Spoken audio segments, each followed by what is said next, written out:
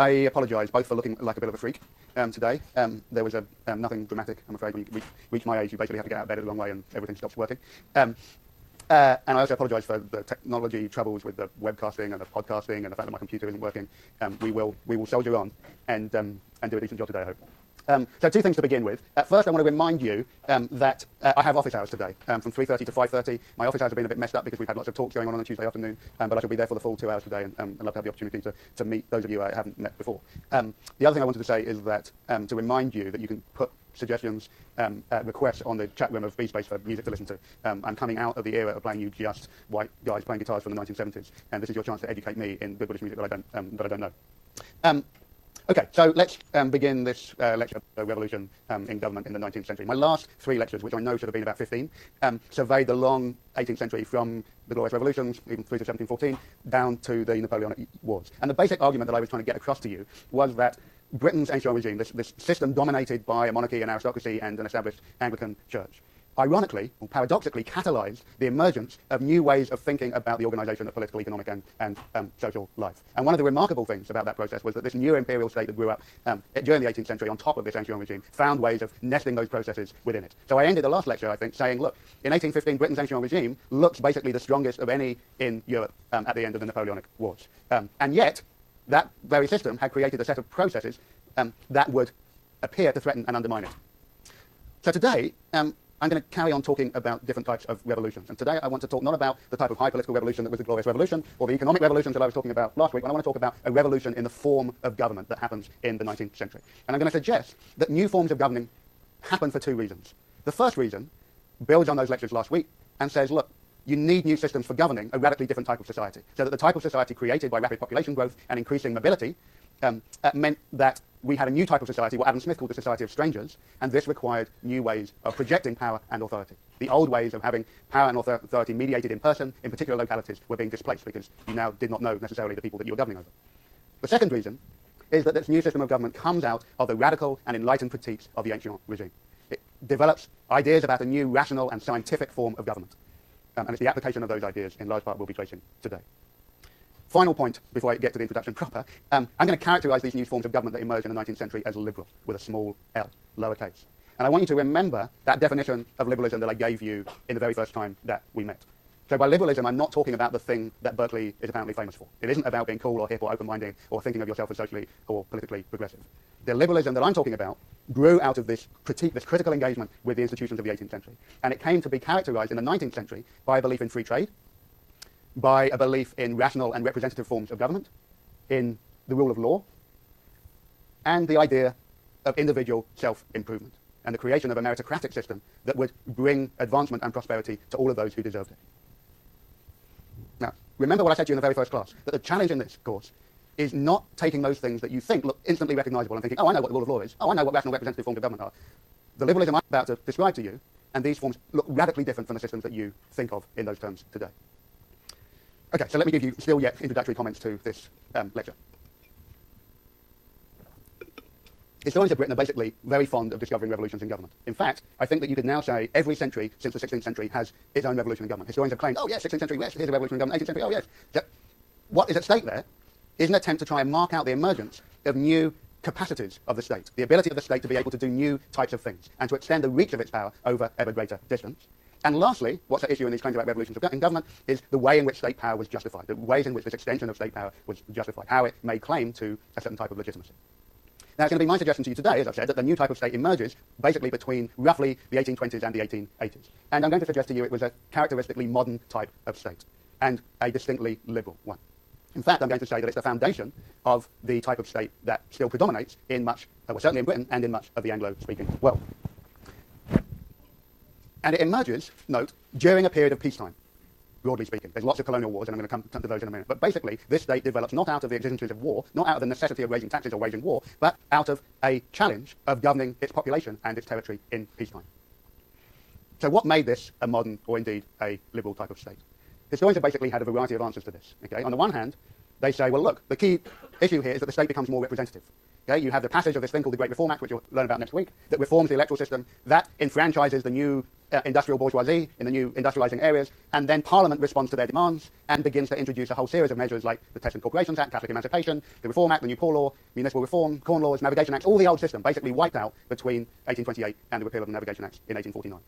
In other words, this is a story about how the state just gets better and better because it's more representative of the people it governs. The second argument is that it's not so much about how representative the state was, it's about how rational it was, about how scientific it was. And here, the influence of this old, in fact not old, dead man pickled in a box in University College London, Jeremy Bentham, stands has a central place. University College London, by the way, was formed in 1826 as the first secular university college. So it enabled nonconformists and dissenters to be able to attend university for the first time, remembering that they were barred by the ancient universities. Now, Bentham's great idea was that reason, not custom, not history, should be the ordering principle of making government efficient. And it wouldn't just make it efficient, it wouldn't just make it, making it rational wouldn't just make it efficient, it would make it more effective to improve the quality of human life. And that meant displacing basically all the old systems that were structured around the power of the monarch, the church, and the aristocracy. Another answer that historians have given is, well, it's just about how the state becomes cheaper. That the state was enormously expensive during the 18th century, hence all the rise of those new forms of tax collection to wage war. And the real shift is that you have a peacetime state that gets rid of all of the old corrupt offices and places and pensions that characterized the old system, and basically became a much cheaper and more efficient state. And people were willing for that state to do different types of work, to do more types of work, because if it wasn't costing them, they would go with it. And finally, in this list of slightly conceited explanations for the growth of state power, was the idea that the real miracle about the British state was that it uniquely, in the European context, avoided revolution. The revolutions that had swept the continent of Europe in the 1830s and the 1840s ended at the English Channel, that the British state held firm because it was more representative, it was more rational, it was cheaper, etc., etc., etc.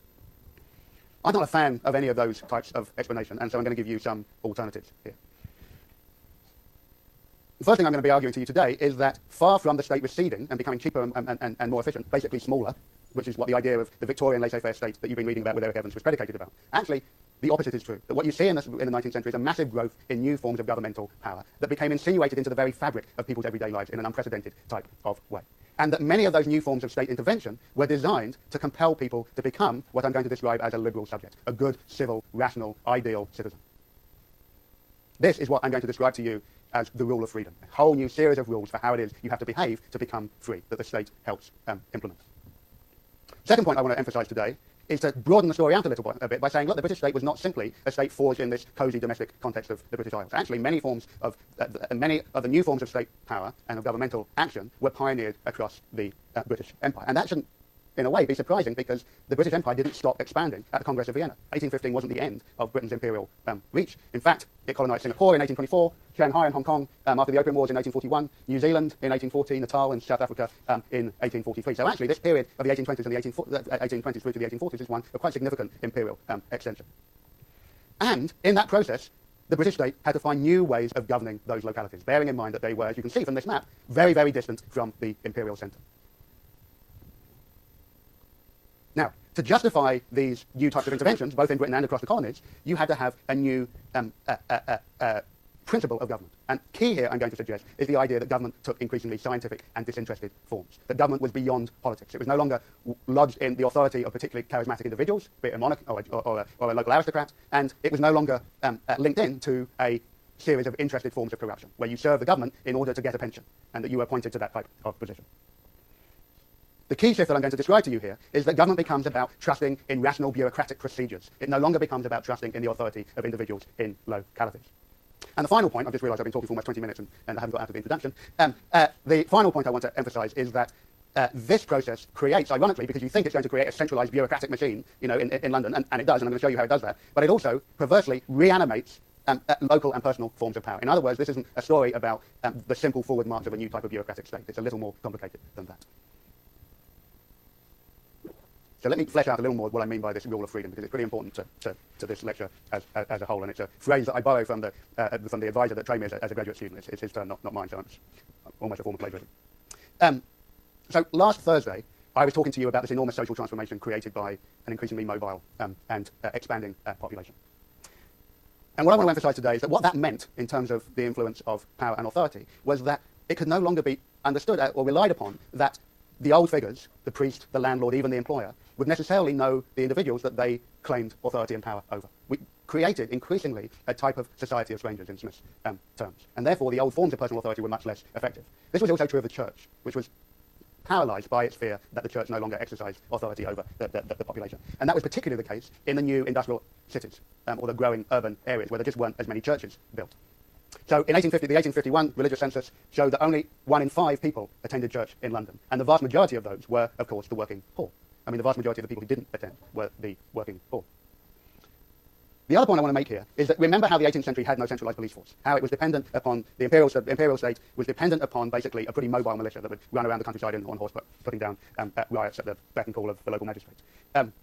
That system is displaced in 1829, and it's displaced by the creation of a new metropolitan police force. And not only a metropolitan police force, i.e. for the city, for London, but a police force directly under the control of the Home Office. So in the old days, if you had a local watchman or constable, they would be employed by the local parish and the parish officers. Now, London was seen to be so important that it had a police force that was controlled by the centre of government. And indeed, it gets its own offices in New Scotland Yard in Whitehall, as we'll see shortly. Nonetheless, the key thing that I want to emphasise to you, even though you get, and local, sorry, one other thing I need to say here, local towns, i.e. towns, provincial towns outside of London, also get the ability to create police forces through the Municipal Corporations Act of 1835, and then the countryside get the ability to do that with the 1839 Rural Constabulary Act. Now, so, in one level it seems, okay, so the state's getting itself organised, is that right? Back one. It's getting a police force out. But the point I want to make here is that these police are like a very rare type of bird, for a bird spotter. They're very, very thin on the ground. So the Metropolitan Police Force is basically just 4,000 strong in 1841. Actually, it's 4,300. That's one policeman every 900 inhabitants. Okay? That is not a big police state. Birmingham, another big city, has one policeman for every 610 members of the inhabitants of the city. Manchester, a little further north, has one for every 840. So the police is basically not thickly populated, and as you can see from these figures here, in 1848 even, 22 of the 171 boroughs, the towns, still had no police force, and by 1853 almost half of the counties, the rural counties, still had no police force. So I think that you get the point. So the type of government that comes is not necessarily based upon the ability of the state to enforce its will violently. Instead, the key feature of the new types of government that emerged in the 19th century is the attempt for government to become internalized, for individuals to live the rules that the state wants them to live by. This means basically the creation of a new type of person, the projection that if you can be this ideal liberal individual, if you could be a civilized subject, then you could avoid the strong arm of the state. And there were basically very easy ways of doing that. You could have good moral character, you had to be industrious and self-improving, you had to be able to support your own family, as in this deeply romantic image of the fat patriarchal figure with his happy wife and children around him. And you had to be informed and independent as a citizen. You had to be able to think for yourself and be above the possibility of bribery or corruption. Now the point is that if you could become close to that type of person, you were promised to be supposedly free of government, free of the strong arm of the state. But the point that I'm trying to make to you is that freedom in this definition is not about the absence of rule. Freedom is not about not being governed, it's just that you're being governed in a different type of way. Okay, that's a difficult concept, but I hope it will become easier to get when I get into the specific case studies that I'm going to explore momentarily. So let me talk about this other key feature of how it is that this new system is legitimated by talking about the new science of government that emerges. How are your hands? Holding up? Remember, you don't necessarily have to get everything that I'm saying down here. Hopefully this podcast will be working and it's something you can go back to at a later date. Okay. So remember when I was talking about the emergence of the fiscal military state in the 18th century? I talked about the way in which it was layered on top of the existing forms of government and the existing forms of jurisdiction that existed. Okay? And I talked about the 18th century state being a type of composite state made up of these very different types of elements, from the very centralised excise office to the locally based parish personified by the justice of the peace or the local aristocrat or gentry. That stuff doesn't go away. That's still all there throughout much of the 19th century, although it's going to become less and less important. But on top of this, on top of those old highly decentralized structures, you get a new type of centralized bureaucratic system. And I'm going to suggest to you that that system gave the state unprecedented knowledge about its population that it governed and the territories it sought to control. And in doing so, it transformed the nature of the state. So that, again, the state was something that was anonymous and distant. You didn't necessarily know, you couldn't represent it in terms of a single individual, as you could in the past. So let me give you 3 examples of how